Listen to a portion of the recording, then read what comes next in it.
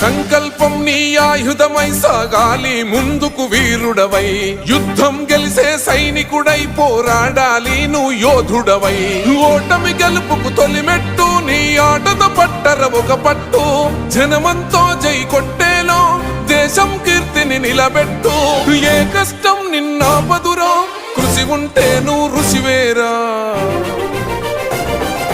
యువతరమా దేశగతులను మార్చే గెలుపుకు అడ్రసులా, ఆకాశం నీ హద్దయ్యి చెలరేగాలి ఒక వీరుడిలా.